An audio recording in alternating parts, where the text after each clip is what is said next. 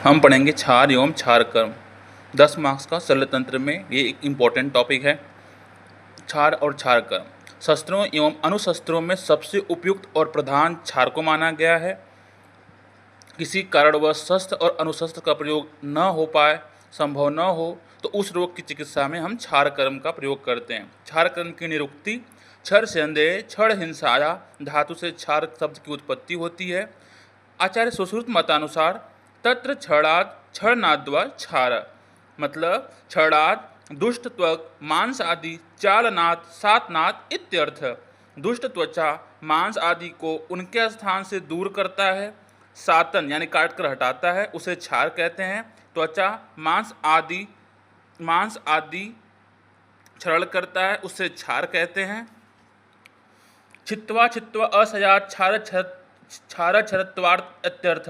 छित्वा असयात क्षार क्षरत्वक्षारयर्थ, मतलब जो क्षरण स्वभाव होने के कारण शरीर के विभिन्न आशयों से धातुओं को काट कर गिराता है, उसे हम क्षार कहते हैं। क्षार के भेद सद्विध प्रतिसारणीय पानीयश्च, प्रतिसारणी क्षार और पानी क्षार। प्रतिसारणी क्षार का प्रयोग विधि तो तत्र प्रतिसारणी कुष्ठ किटी बद्रु मंडल किलास भगंदर अबुर्दर्शो दुष्ट व्रणनाड़ी चर्म कील तिल काल्य कन्या छवंग मशक बाय विद्रधि कृमि विषादि, मतलब कि कुष्ठ किटीब दद्रु मंडल किलास भगंदर अबूर्द अर्श दुष्ट व्रण नाड़ी व्रण चर्म कील तिल कालक न्यक्ष व्यंग मसद इत्यादि में प्रतिसारणी और 7 प्रकार के मुख्य रोग अधिजीवा, उपकुश, उपजीवा, दंत वैदर्य, 3 प्रकार के रोहिणी में प्रतिसारणी क्षार का प्रयोग करते हैं।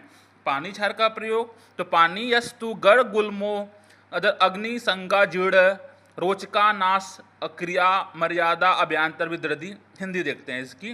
कृत्रिम विष, गर विष, उदर रोग, अग्निसंग, अजीर्ण, अरोचक, आना, शर्करा, अस्मरी, आभ्यांतर विद्रधि, कृमि, विष और अर्श आदि व्याधियों में पानी क्षार का प्रयोग करते हैं।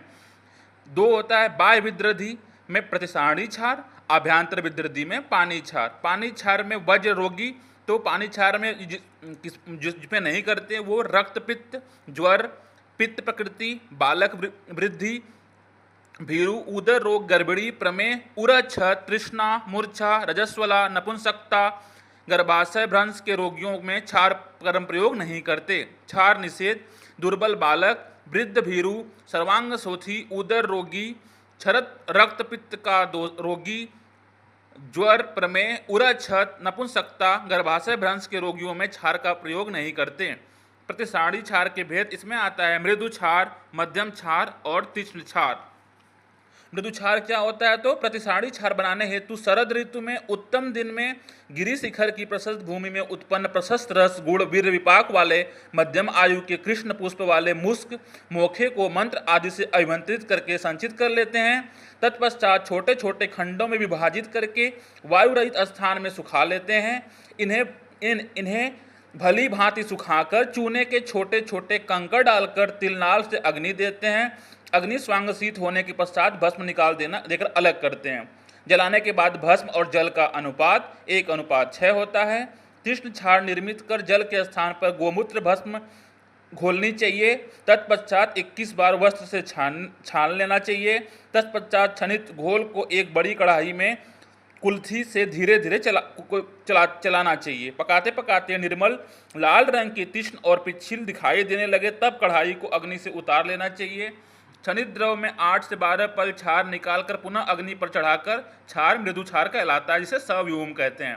मध्यम क्षार उपरोक्त क्षार को कट शर्करा, चूना पत्थर, भस्म, शर्करा, क्षीर पाक, शंख की नाभि को अग्नि में रख तप्त करके बुझाएं। उसी क्षार में पीसकर 8 पल शंख नाभि को क्षार जल में मिलाकर पाक करें। तीक्ष्ण क्षार उपरोक्त जल दंती, द्रवंती, चित्रक, लांगली, पुतीक, विडक, लवण, कनक, क्षीरी, हिंग, वचा, अतिविसा इन्हें समान प्रमाण में लेकर सुक्ति मात्रा में क्षार जल में डालकर पाक करके तीक्ष्ण क्षार बनता है। अब आते हैं पानी क्षार पे।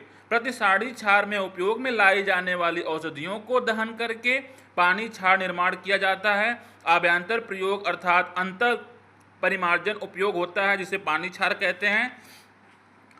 तिल, इच्छू, पलाश, सरसों, यवनाल तथा मूलक इन्हें सम प्रमाण में लेकर भस्म निर्माण करते हैं। गाय, भैंस, भेड़, बकरी, गधा, हाथी के मूत्र में उपरोक्त भस्म सम्मिश्रित कर छान लेते हैं।